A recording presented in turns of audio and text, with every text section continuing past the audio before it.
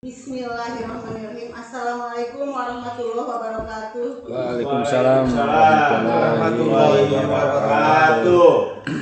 Yang saya hormati Kepala SMP Negeri 6 Padaherang, Bapak Haji Dudung SPD MPD. Yang saya hormati rekan-rekan guru dan staf TU SMP Negeri 6 Padaherang. Puji syukur alhamdulillah kita panjatkan kehadirat Allah Subhanahu wa taala karena berkat limpahan rahmat, taufik dan hidayahnya kita pagi hari ini bisa berkumpul dalam acara diseminasi budaya positif di SMP Negeri 6 Padaherang sebagai salah satu pemenuhan tugas guru penggerak Divisi Ningsi CGP Angkatan 11 Kabupaten Pangandaran. Bapak Ibu, untuk mengawali kegiatan diseminasi pada pagi hari ini, marilah kita berdoa agar kegiatan diseminasi hari ini berjalan dengan lancar. Berdoa mulai.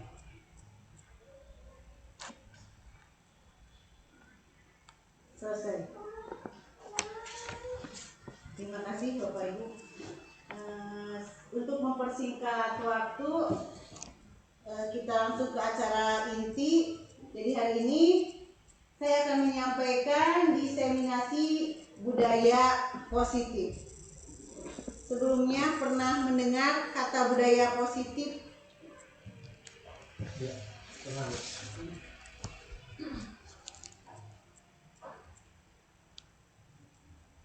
Konsep utama pada modul budaya positif yang pertama adalah perubahan paradigma belajar, yang kedua adalah disiplin positif, ketiga kebutuhan dasar manusia, keempat motivasi perilaku manusia, yang kelima posisi kontrol restitusi, yang keenam adalah keyakinan kelas.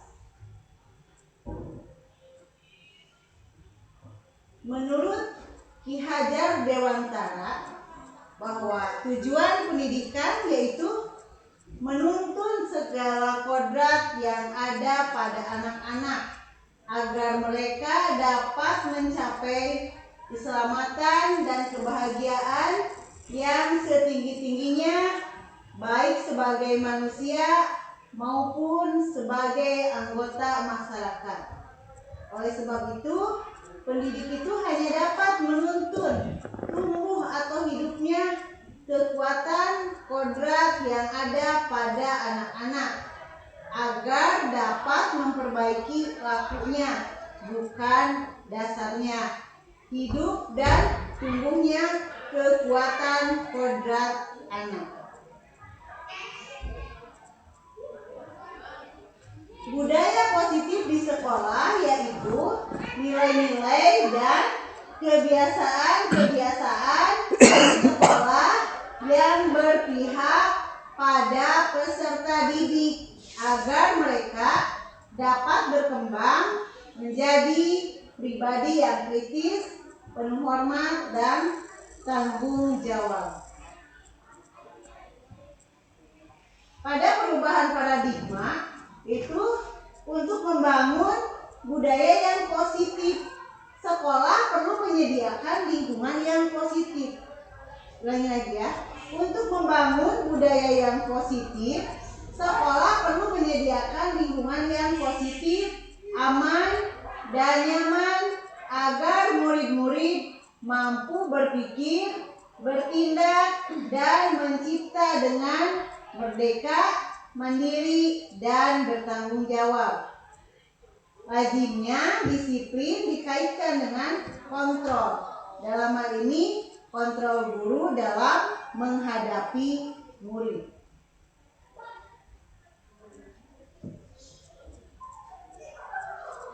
Ini ada satu contoh kegiatan ya atau aktivitas yang mencontohkan tentang kontrol ya. Anda dan teman Anda akan melakukan kegiatan cobalah buka. Anda adalah A. Tugas Anda adalah mengepalkan salah satu tangan Anda. Coba Anda bayangkan bahwa Anda menyimpan sesuatu yang berharga di dalam kepalan tangan Anda. Anda perlu menjaga benda tersebut sekuat tenaga. Karena begitu pentingnya untuk kehidupan Anda. Tugas rekan Anda atau yang si B boleh membujuk, menghardik, mengintimidasi, memarahi, menggoda, menggelitik, bahkan menawari Anda uang agar Anda bersedia membuka kepalan tangan Anda. Terbayang ya teman-teman? Cobalah lakukan kegiatan cobalah buka di atas dengan B secara bergantian, masing-masing A dan B. Misalkan Papa Ujan dengan Pak Awaludin. Pertama nanti Pak Awaludin yang bertindak sebagai yang A, kemudian Papa Ujan yang sebagai yang B. Maka kalau yang A yang tugasnya apa? Mengepalkan tangan. Si B ya untuk membujuk, kemudian menggelitik. Ya, nanti bergantian. Mas Faujan jadi ya A ya.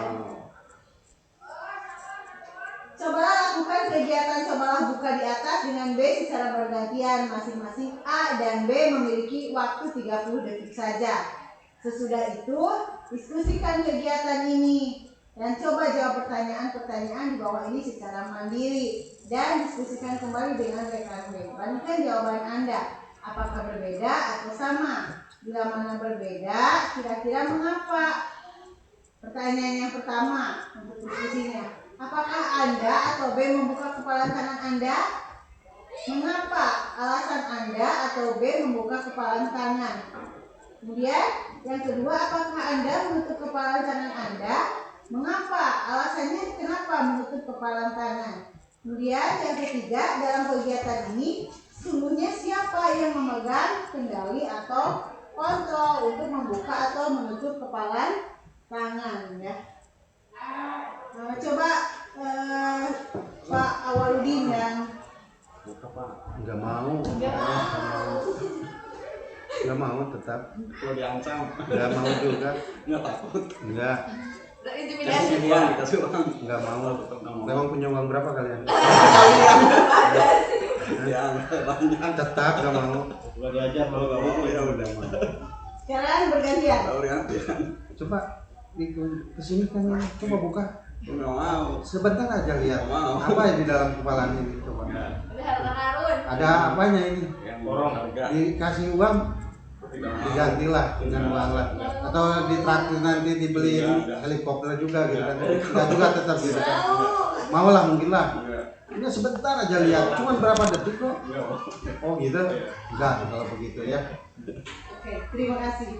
Bagaimana Pak Awaludin tadi bertindak sebagai yang mengepal, apakah mempertahankan tetap. mempertahankan? Iya. Kenapa mempertahankan kepalan tangannya? Itu sangat bahagia ya, sangat berharga. Maaf. Sangat berharga. Iya. Jadi tidak membuka kepalan Membuka tangan kepalan itu sangat karena berharga. yang di dalam kepala sangat berharga. Dan tidak perlu orang lain tahu. Tidak perlu orang lain tahu. Sekarang Pak Faujan, apakah membuka kepalan tangannya? tidak Tidak. Kenapa alasannya? alasannya Alasannya kenapa tidak dibuka kepalan tangannya? karena yang dibilang ini secara berbohong yang berharga privasi Ya, yang berharga dan privacy ya. jadi tidak ada satupun orang yang berhak Dalam kegiatan ini sesungguhnya siapa yang memegang kendali atau kontrol untuk membuka atau menutup Diri kepalan? sendirilah jelas. Diri Sendirilah. Jadi intimidasi, Menghardikan, godaan, atau penggelitikan ancaman itu tidak Tidak berlaku. berfungsi. Tidak berlaku. Ya. Jadi kesimpulannya dari kegiatan cobalah tadi itu bahwa yang memegang kontrol itu adalah Diri sendiri. diri kita sendiri. Kita sendiri yang memegang kontrol atas kepalan tangan kita. Apakah kita membuka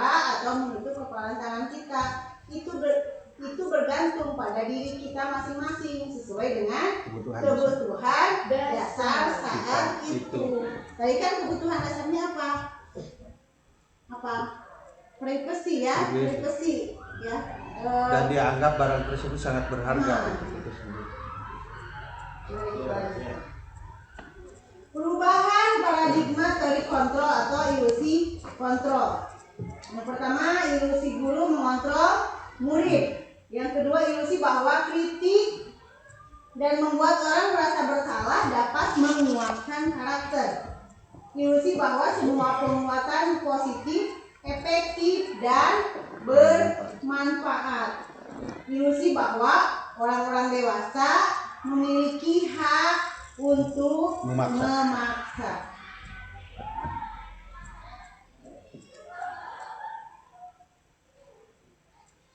Perubahan paradigma stimulus respon atau teori kontrol. Siapa sesungguhnya yang memiliki kontrol? Di sebelah kiri ada stimulus respon, kemudian di sebelah kanannya ada teori kontrolnya. Stimulusnya misalnya kita mencoba mengubah agar orang berpandangan sama dengan kita. Kita mencoba mengubah orang agar berpandangan sama dengan kita. Misalkan apa? Kita melihat laut, ya, laut. Itu kan relatif ya. Menurut kita bisa saja indah. Menurut orang lain Kurang begitu indah. Iya, menakutkan. Nah, kita mencoba mengubah agar orang berpandangan sama dengan kita. Jadi kita misalnya laut itu indah gitu kan. Teori kontrolnya kita berusaha untuk memahami pandangan orang lain tentang dunia ya, bahwa tidak semua orang itu menyukai laut. Perilaku buruk dilihat sebagai suatu kesalahan. Teori kontrolnya berarti semua perilaku memiliki tujuan. Semua perilaku memiliki tujuan. Orang lain bisa mengontrol saya. Hanya Anda yang bisa mengontrol diri Anda. Secara teori begitu ya. Secara teori bahwa hanya Anda yang bisa mengontrol diri Anda. Saya bisa mengontrol orang lain. Anda tidak bisa mengontrol orang lain. Pemaksaan ada pada saat bujukan yang gagal. Kolaborasi dan konsensus menciptakan pilihan-pilihan baru. Model berpikir menang atau kalah. Model berpikirnya adalah menang. Lanjut ya, kita pada modul budaya positifnya, yaitu apa makna disiplin. Bagus sekali disiplin. Bisa tolong dibantu teman-teman definisi disiplin. Iya. Definisi disiplin. Oke, saya sampaikan coba untuk definisi disiplin adalah kalau secara waktu adalah tepat sesuai dengan waktu yang digunakan. Kemudian kalau berdasarkan tujuan yaitu tercapainya sebuah tujuan. Kalau berdasarkan keinginan jadi harapan yang telah dijadwalkan sesuai dengan yang telah dijadwalkan seperti itu. Ada 3 ya. Kalau berdasarkan waktu, disiplin itu sesuai dengan waktu yang diinginkan. Kalau yang sudah ditentukan, berdasarkan tujuan adalah sesuai dengan tujuan yang ingin dicapai. Kalau berdasarkan tadi satu lagi apa? Berdasarkan Pemikiran. Peraturan. Yang terakhir apa tadi? Pemikiran. Bahwa Tercapainya sebuah keinginan. Tercapainya sebuah keinginan atau harapan. Mari kita lihat bersama-sama apa makna dari disiplin. Disiplin berasal dari bahasa Latin, yaitu disiplina yang artinya belajar. Makna asal dari kata ini berkonotasi dengan disiplin diri dari murid-murid Socrates dan Plato. Disiplin diri membuat orang menggali potensinya menuju sebuah tujuan, apa yang dia hargai. Disiplin diri membuat orang menggali potensinya menuju sebuah tujuan, apa yang dia hargai. Namun dalam budaya kita, makna kata disiplin telah berubah menjadi sesuatu yang dilakukan seseorang pada orang lain untuk mendapatkan kepatuhan. Kecenderungan umum adalah menghubungkan kata disiplin dengan ketidaknyamanan, bukan dengan apa yang kita hargai atau pencapaian suatu tujuan mulia. Kira-kira ini bisa dicerna tidak? Siap. Pak Bagus? Bisa diungkapkan kembali mungkin? Justru kalau saya lebih menyimpulkan lebih dari sekedar dari 3 bagian itu tadi, bahwa kedisiplinan itu bagian daripada sikap. Kalau saya pribadi memaknai bahwa disiplin itu adalah sebuah sikap, kerelaan, ketaatan terhadap aturan untuk mencapai sesuatu yang lebih mulia. Mungkin seperti itu. Jadi kerelaan ya, Iya, sikap yang rela sikap untuk yang rela memenuhi itu segala peraturan untuk mencapai tujuan yang mulia. memenuhi segala peraturan untuk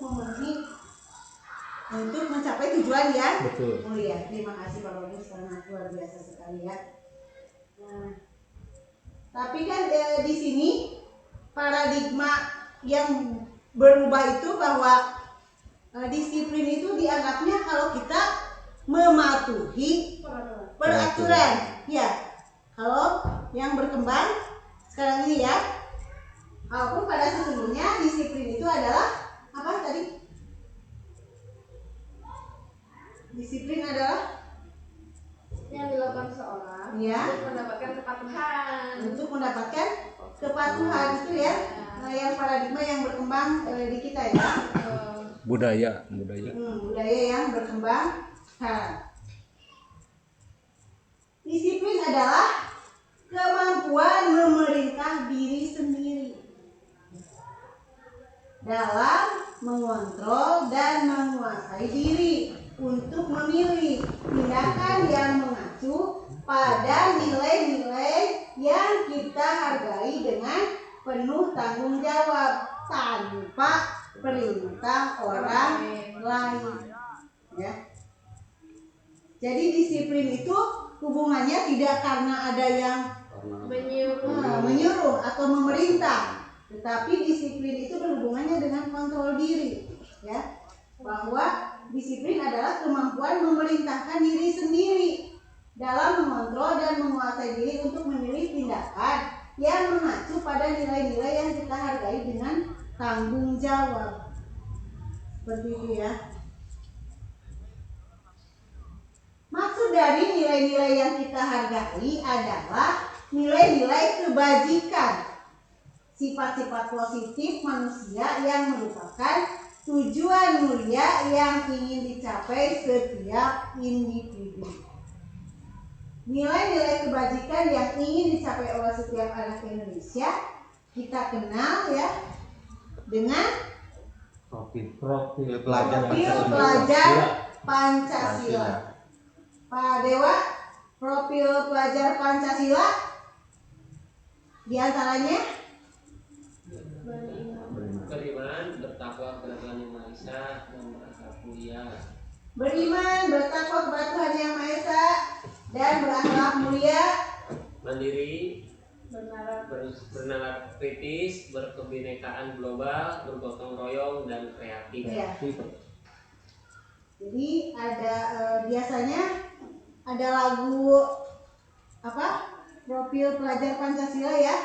Ya, itu bukan sekedar lagu yang harus dihafal dan dinyanyikan dengan riang gembira oleh anak-anak, tetapi itu lebih ke supaya anak itu mengimplementasikan dirinya ya. Dan kita sebagai guru menuntun kodrat yang ada pada anak agar anak sesuai dengan profil pelajar Pancasila, yaitu beriman bertakwa kepada Tuhan Yang Maha Esa dan berakhlak mulia, mandiri, bernalar kritis, berkebinekaan global, bergotong royong, dan kreatif. Pada teori motivasi perilaku manusia ya, ada motivasi eksternal, ada motivasi internal. Pada salah satu motivasi eksternal misalnya untuk menghindari ketidaknyamanan atau hukuman, apa yang akan terjadi apabila saya tidak melakukannya? Itu internal. Iya, internal. Terus motivasi eksternalnya untuk mendapatkan imbalan dari orang lain atau institusi. Apa yang akan saya dapatkan bila saya melakukannya? Itu eksternalnya. Untuk menghargai diri sendiri, saya akan menjadi orang yang seperti apa bila saya melakukannya. Sebagai contoh, Pak Asep. Pak Asep itu datang tepat waktu untuk datang tepat waktu ke sekolah. Ya, motivasinya apa?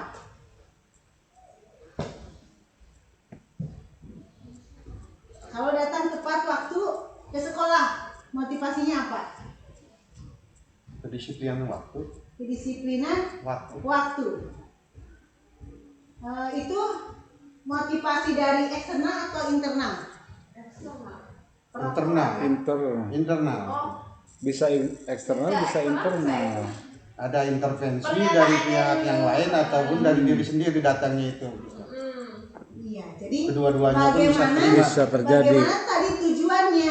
Bagaimana tadi tujuannya?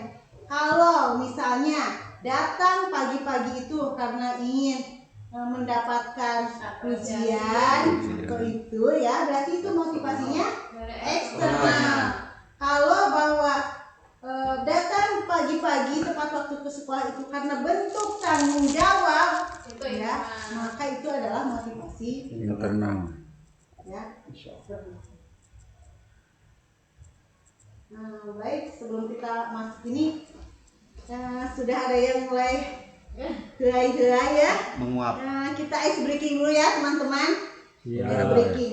Peraturannya dari ice breaking saya itu adalah ucapkan kembali apa yang saya ucapkan. Ucapkan kembali apa yang saya ucapkan. Mulai ya, siap ya? Siap. Ayam ayam bebek bebek ayam bebek ayam bebek bebek ayam. Ada Ayam. berapa bebek? 3. Satu. Berapa bebek? Ada berapa bebek? Oh, ya.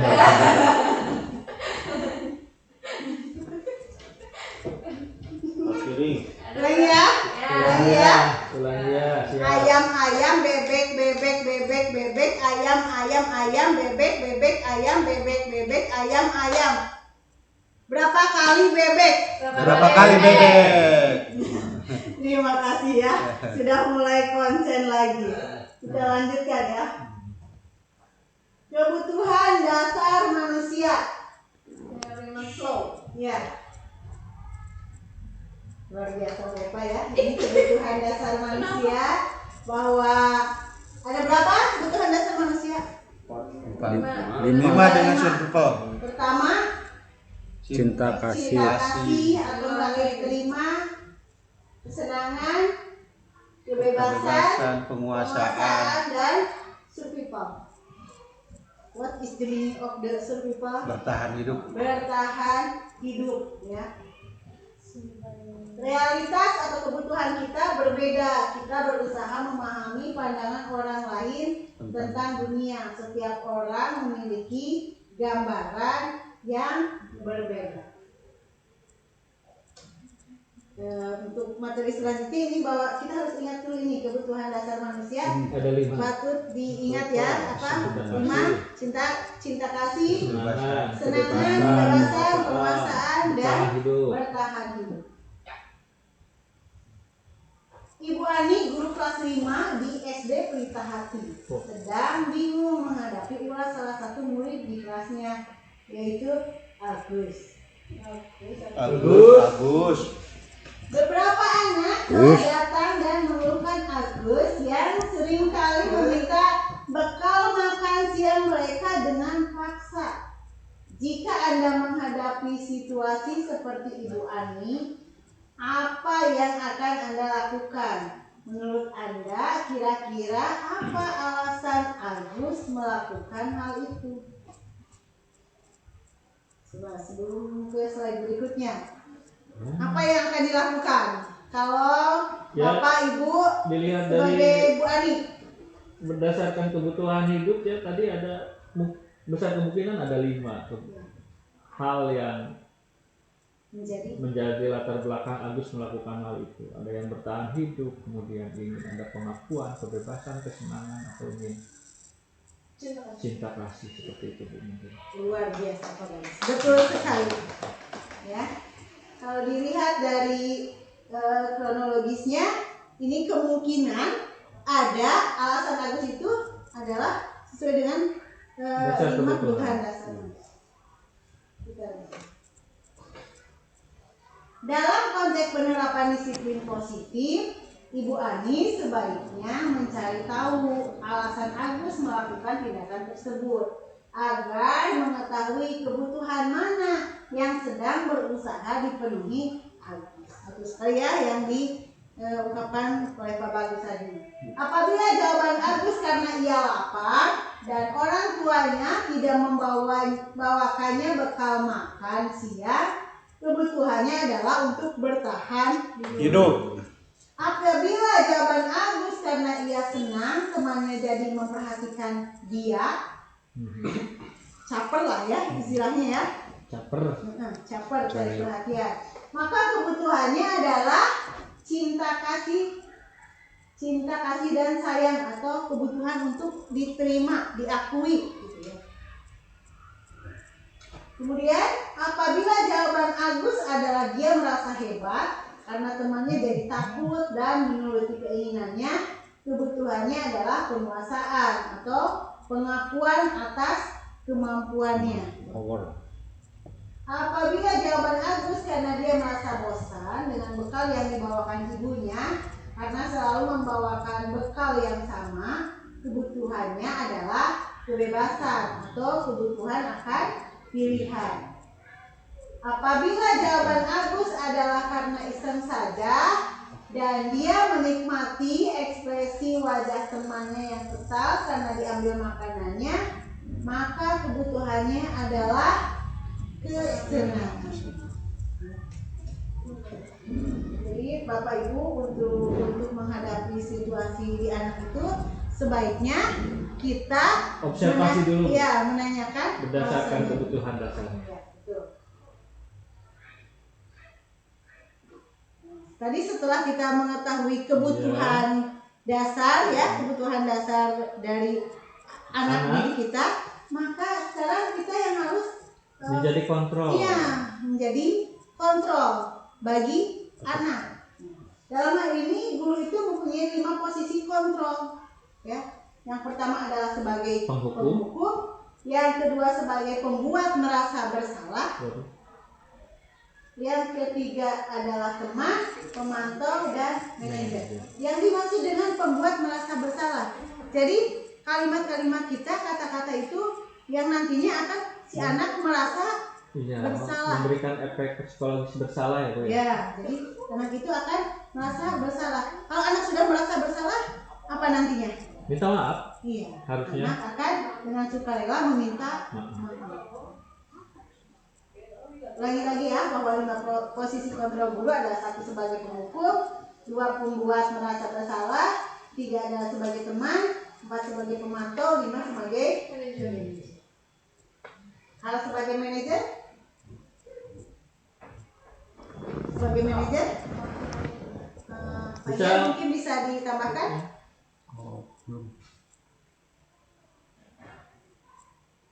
Dilanjut dulu. Di sini ada 5 posisi kontrol, ada motivasinya ya. Berbuat seperti apa, berkata nanti hasilnya ya. Kaitannya dengan muridnya berkualitas, murid berkata apa, dampak pada muridnya. Jadi pertama ada sebagai penghukum kontrol. identitas gagal kontrolnya adalah menghindari hukuman. Menghindari hukuman. Cara guru berbuat, kalau sebagai penghukum berarti menghardik, menunjuk-nunjuk, menyakiti, dan menyindir. Kalau kamu tidak melakukannya, awas ya, rasakan. Itu contoh kata-katanya. Yang disampaikan guru sebagai penghukum. Iya, sebagai penghukum. Hasilnya, Akan memberontak ya, maka murid itu kemungkinan besar akan memberontak, atau menyalahkan orang lain, dan bahkan sampai berbohong. Nah, maka murid kaitannya dengan dunia berkualitas, murid akan meletakkan guru itu di luar dunia berkualitas. Maksudnya tidak berkualitas atau bagaimana? Di luar Ya, jadi berkualitas. di luar dunia berkualitas itu Bukan seseorang yang dianggap berkualitas mungkin. Bu. ya, jadi tidak akan menganggap guru lah gitu. Iya. Jadi berarti. Murid berkata, nanti biarkan saja, nanti juga malah-malah lagi. Dicuekin kita Ya, jadi anak akan cenderung mengulangi kesalahannya. Gitu. Dampak pada siswa ya itu mengulangi kesalahannya. Yang kedua adalah membuat merasa bersalah. Ya. Contohnya berceramah mengatakan seharusnya ibu kecewa gitu misalnya. Ibu kecewa sama kamu, padahal ibu sudah berusaha dengan kemampuan ibu gitu. Contohnya seperti itu kalimat yang disampaikannya. Terus guru berkata, kamu seharusnya sudah tahu ibu lelah sekali mengatakan ini. Gitu. Bapak stres. Iya. Ini yang membuat merasa Merasa. Ya. Kemudian nanti hasilnya yang menyembunyikan atau menyangkal atau tetap berbohong. ada sangkalan. Itu sama Iya. dengan ketika kita meletakkan kita sebagai penghukum. Iya. Siswa mencoba pertama kali untuk menyangkal dan berbohong. Itu manusiawi mungkin ya, Bu? Iya, betul. Kaitannya dengan dunia berkualitas, murid meletakkan guru di dalam dunia berkualitas. Nah, ini lebih baik dibanding Iya. ketika kita menjadi seorang penghukum, Bu. Iya, betul. Nanti besar kemungkinan murid akan berkata, Maafkan saya. tadi kan sudah dibahas ya, kalau membuat merasa bersalah, maka kemungkinan besar anak akan meminta maaf dengan sukarela. Ya. Mudah-mudahan. Dampaknya pada murid adalah merasa rendah diri, ya. Rendah diri itu jadi tidak memposisikannya, kurang atau salah gitu. Baik, itu boleh bertanya, Bu, terkait dengan merasa rendah diri, apakah hal ini dilihat sebagai hal yang positif atau negatif? Sebagai dan jadi negatif ya. bukan sesuatu yang rendah diri. Merasa rendah diri sama minder beda nggak? Sama dalam konteks yang sama, tapi kalau rendah hati mungkin berbeda. Nah, kalau rendah diri beda lagi. Mungkin ini lebih tepatnya rendah hati gitu ya. Iya, betul. Iya, terima kasih teman-teman koleksinya ya. Ya. Kita lanjutkan. Tapi maaf ya, Bu. Iya, nggak apa-apa. Terima kasih. Silahkan lanjut. Yang posisi kontrol guru yang ketiga adalah sebagai teman, bahwa kita memposisikan sebagai teman. Yang diperbuatnya adalah membuatkan alasan-alasan untuk muridnya. Kemudian guru berkata, ayolah lakukan demi ibu. Masa kamu tidak mau? Ingat tidak ibu pernah bantu bla bla bla bla. Nanti kemungkinan besarnya anak akan ketergantungan. Hasilnya ketergantungan. Murid meletakkan guru sebagai orang yang sangat penting di dunia berkualitas. Saya berpikir bapak atau ibu teman saya, ternyata begitu. Jadi anak akan memposisikannya juga sebagai kita itu sebagai teman. Di sini dampak pada muridnya lemah, tidak mandiri dan tergantung. Jadi kalau bahasa kita mah apa kadang-kadang apa? Manja. Ya. Mungkin gitu, kemanjaan. Lanjut dulu ya. Ini apa tadi? Identitas berhasil atau suksesnya mengharapkan imbalan atau ketergantungan pada orang lain ya. Ini ya. Main buruh berarti. Iya. Akhirnya. Sebagai pemantau, kalau sebagai pemantau menghitung atau mengukur, guru akan berkata apa peraturannya, ya misalnya anak datang terlambat, kamu tahu aturannya apa, gitu kan? Menyesuaikan diri kita, terus bila diawasi, paham ya? Menyesuaikan. Hanya sekedar bila diawasi. Iya. Bila diawasi. Kalau tidak diawasi, Kalau tidak diawasi, maka bisa saja anak mengulangi Melakukan kesalahannya. Murid meletakkan buku aturan dan hukum di dunia berkualitas ya. Itu tetap memberikan penghargaan, tapi kalau diawasi. Berapa banyak bintang yang harus saya peroleh, berapa halaman itu ya tadi ya, karena apa? Berapa banyak bintang yang saya harus peroleh, berapa halaman yang harus saya tulis. Apakah ini sifatnya pamrih, Bu? Sifatnya ya pamrih, mengharapkan imbalan. Lanjut, Bu. Nantinya dampaknya pada murid adalah menitik beratkan pada sanksi atau hadiah untuk dirinya. Gitu. Dari punishment dengan reward. Iya, ketergantungan terhadap pamrih, gitu ya. Lanjut, Bu. Oke. Yang identitas berhasil atau suksesnya itu menghargai diri sendiri. Menghargai diri sendiri adalah sebagai manajer itu mengajukan pertanyaan-pertanyaan, ada tadi alasannya ya. Siap. Ya. Apa yang kita yakini gitu. Apa yang bisa kau kerjakan untuk memperbaiki masalah ini. Jadi ya gitu menanyakan alasannya, terus kesediaan untuk memperbaiki kesalahan gitu ya. Kemudian nanti itu hasilnya itu menguatkan pribadi ya, menguatkan pribadi. Murid meletakkan dirinya sebagai individu yang positif dalam dunia berkualitas ya, bahwa dia ingin memperbaiki dirinya ya. Jadi guru itu kalau sebagai manajer itu memposisikan mencarikan solusi agar anak memperbaiki kesalahan dan berlaku baik ketika kembali ke kelasnya gitu ya. Bagaimana caranya saya bisa memperbaiki keadaan? Murid akan berkata seperti itu. Ya. Terus mengevaluasi diri, bagaimana cara memperbaiki dirinya.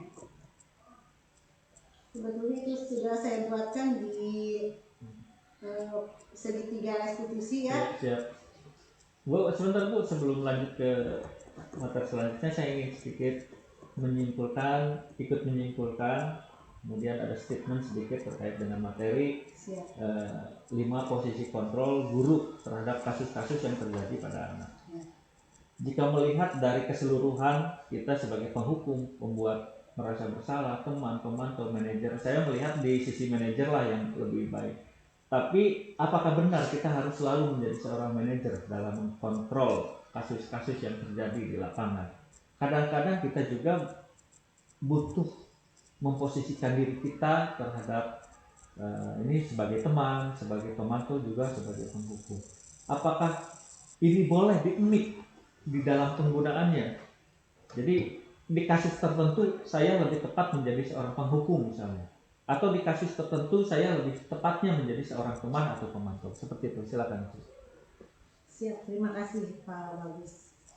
Itu boleh seperti itu di mix. Tadi pertama apa yang harus kita gali itu? Kebutuhan dasar. Kebutuhan dasar. Sebenarnya itu akan saya bahas nanti bahwa untuk penyelesaian seperti kasus ya, iya. Itu ada di segitiga restitusi. Oh ya, silakan Ibu. Silakan. Nanti ada tahapan-tahapan untuk menyelesaikan kasus itu pada segitiga restitusi ya. Tapi menjawab secara singkat dulu, itu boleh di mix ya. Tadi langkah awalnya itu adalah menggali dulu observasi berdasarkan ya. Kebutuhan dasar. Wah, menarik ini Ibu, hebat. Siap, terima kasih. Nah, ini sudah barusan saya bahaskan ya, bahwa siapa yang mengatakan membuat orang merasa bersalah, saya kecewa sekali ya pernyataannya. Contoh pernyataannya, sebagai penghukum kamu tidak pernah benar melakukannya ya. Sebagai pemantau, apakah kamu sudah mendapatkan stiker bintang hari ini ya, hanya memantau gitu ya. Terus bagaimana kamu bisa menyelesaikan masalah ini sebagai manajer? Kamu selalu yang paling terakhir, itu sebagai penghukum. Itu ada kalimat positif dan kalimat negatifnya dalam mengungkapkan bahwa diri kita itu sebagai apa, memposisikan sebagai apa.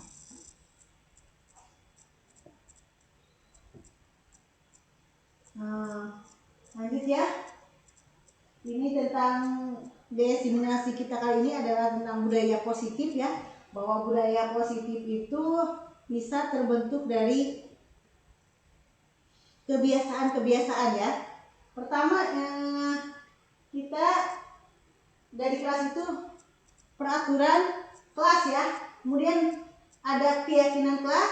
Apabila keyakinan kelas itu dilaksanakan, diimplementasikan dengan seluruh pihak oleh seluruh warga sekolah, maka nantinya sekolah akan menjadi lingkungan positif. Apabila lingkungan positif itu terus-menerus melaksanakan kebiasaan positif secara konsisten, kontinu ya, maka nantinya akan menjadi sebuah budaya positif.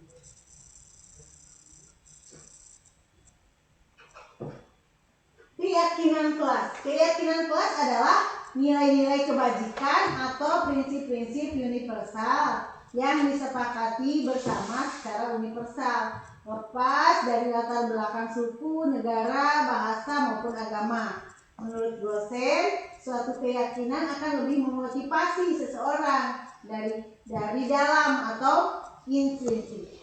Seseorang akan lebih bersemangat untuk menjalankan keyakinannya daripada hanya sekedar mengikuti serangkaian peraturan. Ya. Karena contohnya gini, kalau kita meyakini bahwa memakai helm itu adalah untuk menjaga diri kita, ya, safety reading, ya, maka itu akan digunakan. Ada polisi, tidak ada polisi, mau ke jalan raya, mau ke jalan desa, ya, maka itu akan digunakan karena itu motivasinya adalah dari dalam diri ya, itu untuk keselamatan, untuk safety ya. Tetapi kalau itu hanya sekedar mengikuti peraturan, misalkan takut ditilang, mentaati peraturan ya, takut ditilang polisi, maka penggunaan helm itu adalah ketika ada informasi bahwa di ada razia. Betul. Gitu ya. Karaos suami gitu. Keras. Oh sebelumnya ya, untuk keyakinan kelas ini, teman-teman sudah ada yang pernah membuat keyakinan kelas? Sudah. Jadi tahapannya untuk keyakinan kelas itu, untuk sampai jadi keyakinan kelas itu, tahapan membuat keyakinan kelasnya Menggali gagasan mungkin Bu? Iya, dari siswa. Dari siswa. Dan curah pendapat. Iya ya. betul. Nanti dikumpulkan. Disimpulkan bersama-sama, disepakati. Iya, terima kasih ya teman-teman. Alhamdulillah ya. Jadi sudah paham itu. Mudah-mudahan anak didik kita itu dengan keyakinannya gitu ya, atas kesepakatan antara siswa dengan kita semua ya, itu akan menjadi sesuatu memotivasi dirinya untuk mengimplementasikan apa yang sudah disepakati pada keyakinan kelas. Amin. Mudah-mudahan. Pembentukan keyakinan kelas. Keyakinan kelas itu bersifat abstrak daripada peraturan yang lebih rinci dan konkret. Maksudnya apa ya? Keyakinan kelas itu bersifat abstrak daripada peraturan yang lebih rinci atau konkret. Kan kalau gini misalnya, dilarang membuang sampah. Dilarang itu kan konkret ya, dilarang. Ulah gitu ya. Tidak boleh gitu kan. Kalau keyakinan itu bersifat abstrak. Jadi apa? Kalimatnya apa kalau pada keyakinan kelas? Buanglah sampah pada tempatnya. Gitu ya. Jadi itu tidak untuk perintah, tapi bahwa untuk meyakinkan dirinya bahwa membuang sampah itu harus pada tempatnya. Keyakinan kelas berupa pernyataan-pernyataan yang universal. Kemudian pernyataan keyakinan kelas senantiasa dibuat dalam bentuk positif, ya. Jadi tidak boleh ada kata-kata negatif. Kata-kata negatif, diantaranya jangan, tidak. Tapi lebih seharusnya, lebih baik, itu lebih positif ya, Bu. Ya. Yang tadi dibuatnya dengan pernyataan-pernyataan yang keyakinan kelas hendaknya tidak terlalu banyak sehingga mudah diingat dan dipahami. Semua warga kelas sebaiknya ikut berkontribusi dalam membuat kegiatan kelas lewat curah pendapat, bersedia meninjau kembali keyakinan kelas dari waktu ke waktu. Jadi nanti mana ini yang dari keyakinan kelas ini nantinya yang sudah jadi budaya positif gitu ya. Nah, maka bisa ditambahkan lagi keyakinan kelasnya yang lain supaya menjadikan budaya-budaya positif yang baru gitu ya. Kemudian di sini ada bedanya peraturan dengan keyakinan kelas atau nilai kebajikan yang dituju. Peraturan ini. Nanti peraturannya itu ini lebih ke keyakinan kelasnya gitu ya.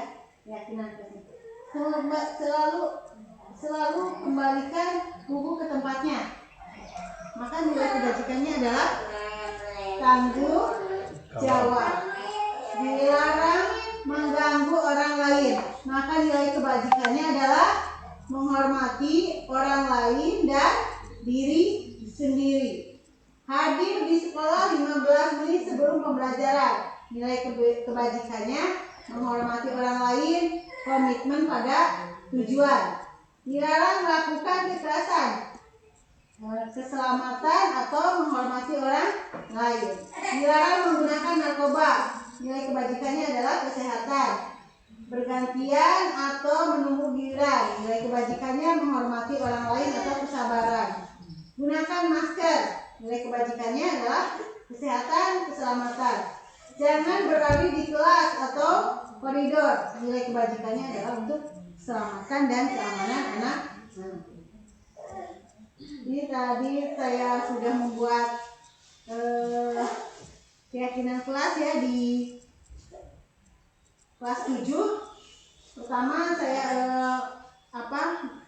membagikan ya dengan pendapat dengan anak-anak gitu ya.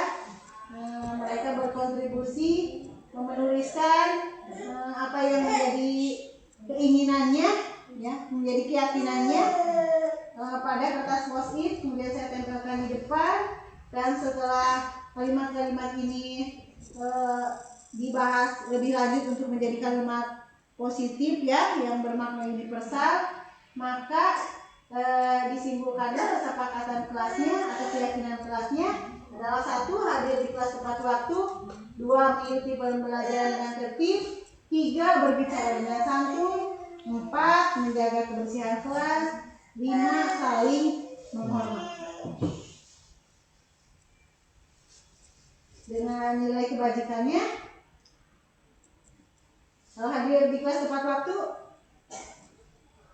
disiplin ya, mengikuti pembelajaran dengan tertib, disiplin dan menghargai waktu ya. Kemudian berbicara dengan santun, nilai kebajikannya Menghargai orang lain. Menghargai orang lain ya. Menjaga kebersihan kelas, Kesehatan.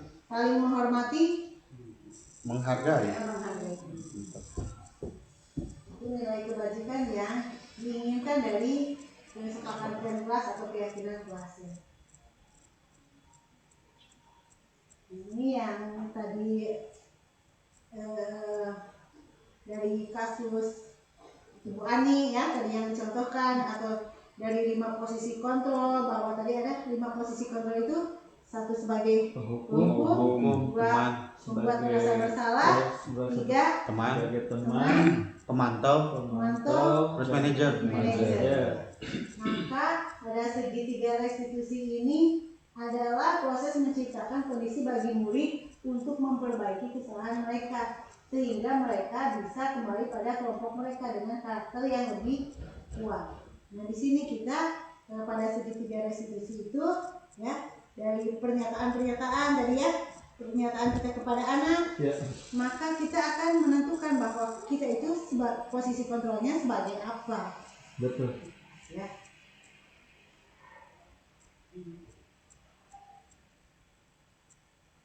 Jadi kalau dulu ada hukuman ya, misalnya yang tidak mengerjakan PR berlari di lapang 3 kali gitu ya. Iya. Maka kalau sekarang itu Sudah tidak relevan lagi. iya, gitu. tidak relevan lagi dengan pemikiran Ki Hajar Dewantara, filosofi Ki Hajar Dewantara, bahwa kita itu harus menuntun anak sesuai dengan minat dan bakatnya, kodratnya. kodrat alam dan kodrat zaman ya. Maka sebaiknya hukuman itu lebih ke, kalau sekarang lebih ke Pendekatan. konsekuensi. Misalkan kalau anak terlambat, maka konsekuensinya apa? Akan mengikuti, akan melihat catatan temannya, atau mengulang kembali ketika jam istirahat. Jadi lebih ke konsekuensinya. Ya.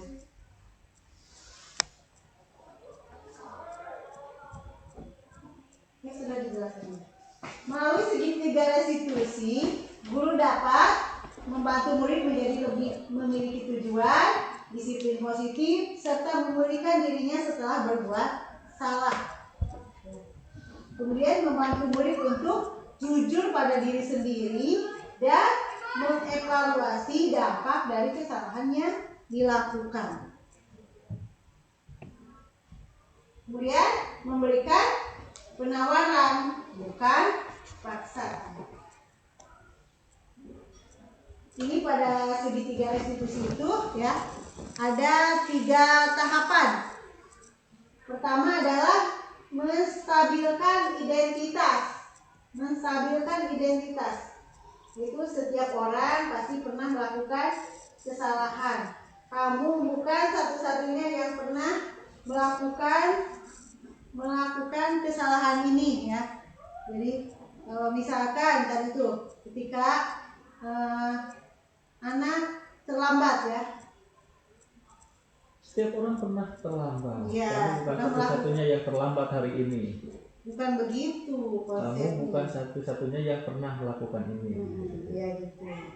Kamu kan bahwa setiap orang pernah melakukan kesalahan, tapi tugas kita adalah memperbaiki kesalahan itu dan tidak mengulangnya kembali. Seperti itu ya, Pak Bagus. Iya, Bu. Ya. Langkah yang keduanya adalah validasi tindakan yang salah. Kemudian apa? Memvalidasi.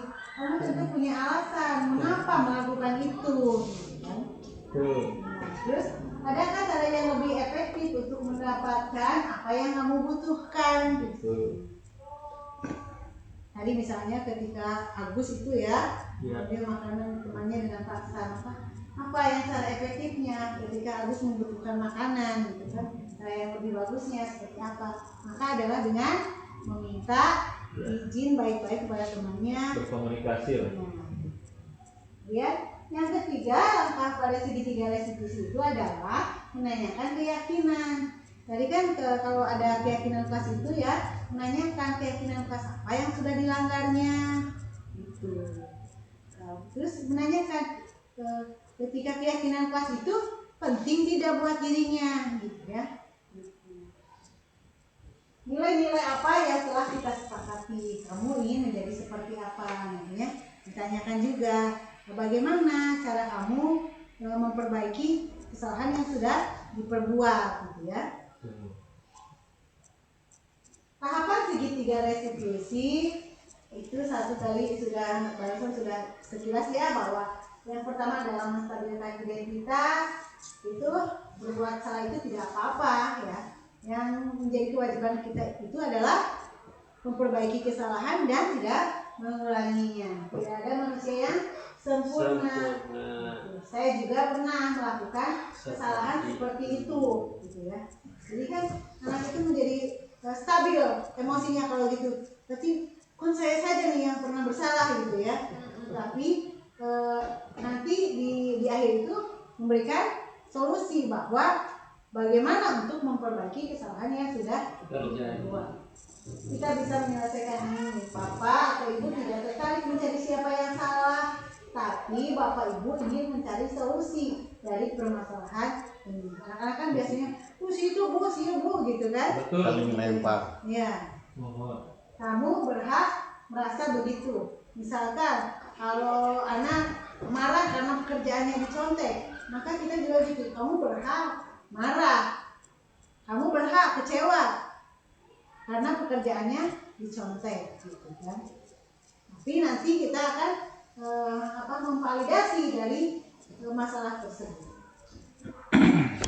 Ini pada tahapan yang keduanya, bahwa validasi tindakan yang salah. Padahal kamu bisa melakukan hal yang lebih buruk dari ini. Misalnya anak hanya marah, hanya memaki-maki saja gitu kan, ketika pekerjaannya dicontek. Maka padahal kamu bisa melakukan yang lebih buruk, memukul misalnya, atau merobekkan buku temannya yang sudah mencontek gitu ya. Maka kita juga harus stabilkan. Kamu pasti punya alasan mengapa melakukan hal itu. Kamu patut bangga pada dirimu sendiri karena kamu telah melindungi sesuatu yang penting. Ya. Pada tahapan segitiga restitusi adalah menanyakan keyakinannya. Tadi ya sudah dibahas juga bahwa apa yang kita percaya sebagai kelas atau keluarga. Ya. Sepakatan keyakinan kelas apa yang sudah kamu langgar gitu kan. Ya.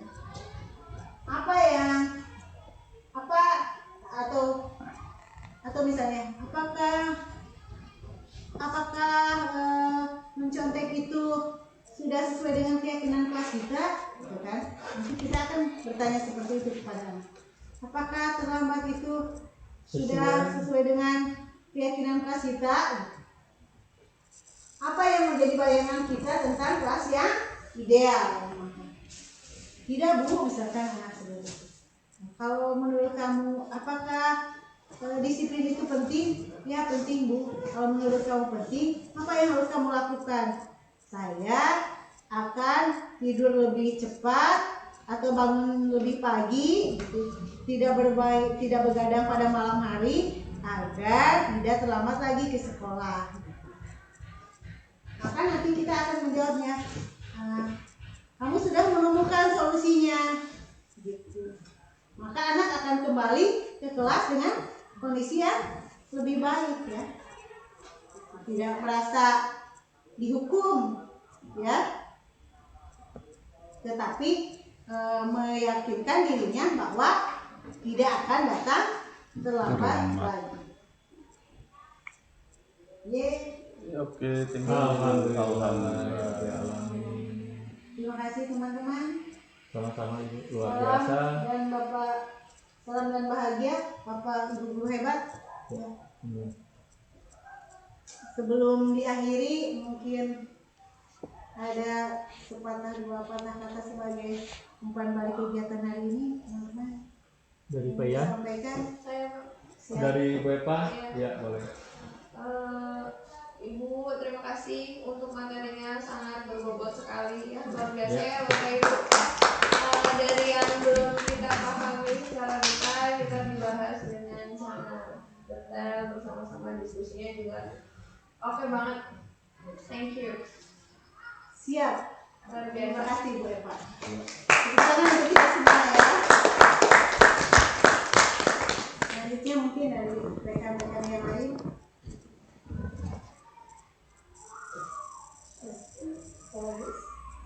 Cukup Bu, cekap saya. Siap. Terima kasih semuanya teman-teman yang hebat, yang luar biasa ya. Nah, mari kita menjadi guru yang bergerak dan menggerakkan.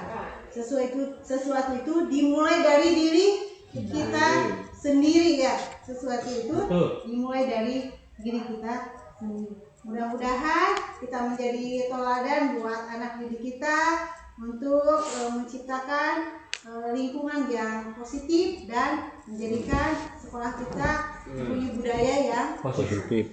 Amin ya. Amin ya. Amin. Demikian diseminasi saya hari ini tentang budaya positif. Saya akhiri dengan ucapan alhamdulillahirabbil alamin. Alhamdulillah. Wassalamualaikum warahmatullahi wabarakatuh. Waalaikumsalam warahmatullahi wabarakatuh. Pak,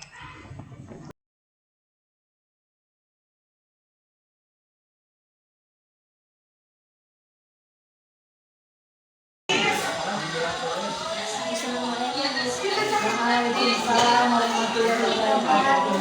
Risma ya. Apa Risma? Boleh bincang-bincang sedikit sama Risma? Jadi gini Risma, tadi itu ibu dengan informasi. Mestinya ada bimbingan itu Katanya Risma sudah terlambat ya? Menurut cerita kamu sudah berapa kali datang terlambat nah? Sering terlambat itu menurut kamu kesalahan bukan? Baik, Risma, berbuat kesalahan itu memang manusiawi ya. Jadi wajar bahwa setiap orang yang melakukan kesalahan ya. Yang harus kita lakukan adalah memperbaiki kesalahan kita ya. Bagaimana? Risma setuju? Sekarang kita cari solusinya. Kamu sering datang terlambat itu pasti karena ada alasannya ya. Saya sering kadang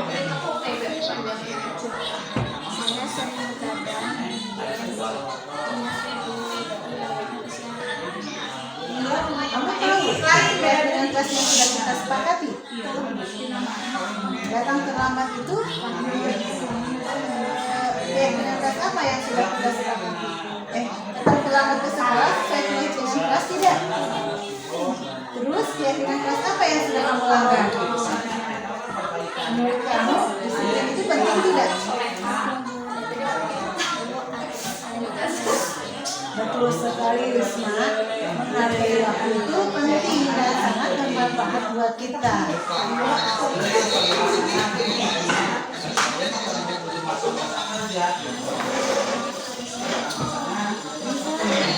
Menurut kamu apa yang harus kamu lakukan dalam pagi?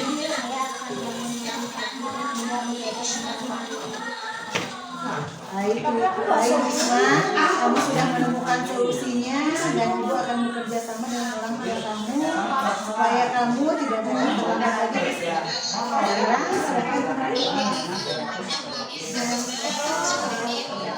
Sama Risma, hati ya. Perkenalkan nama saya Semara Wardani. Saya sangat senang sekali diajak diskusi sama Bu Guru untuk menemukan solusi atas kesalahan yang saya lakukan dan tidak mengulangi kesalahan saya. Waalaikumsalam warahmatullahi wabarakatuh. Naila, apa kabar Naila? Ibu mau bincang-bincang sedikit sama Naila, boleh ya? Naila, ibu mendengar kabar laporan dari ketua kelas, katanya Naila habis berantem sama Gania.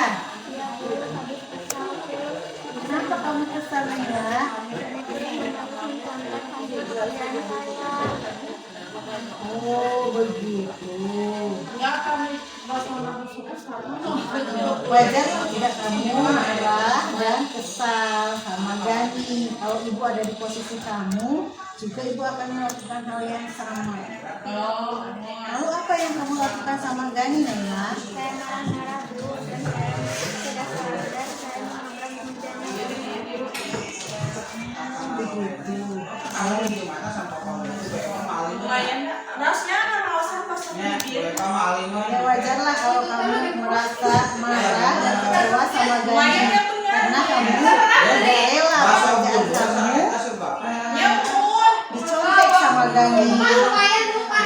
Sekarang coba kita coba kita pikirkan ya.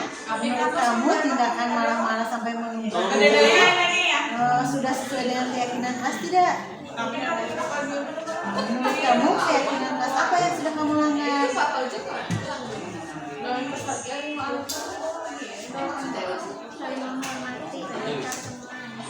Iya betul. Menurut kamu saling menghormati agar teman itu penting tidak?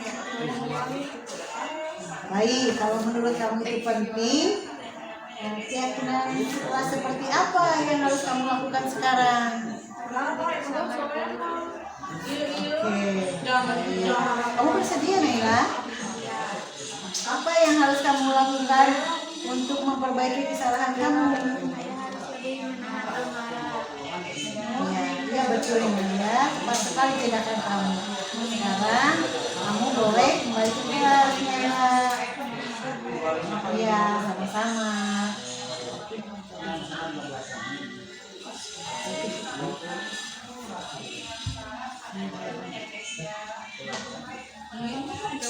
Hati-hati ya Naila. Assalamualaikum warahmatullahi wabarakatuh. Nama saya Naila Ramdhani. Saya senang sekali diskusi bersama mengendalikan diri marah karena beberapa teman sekelas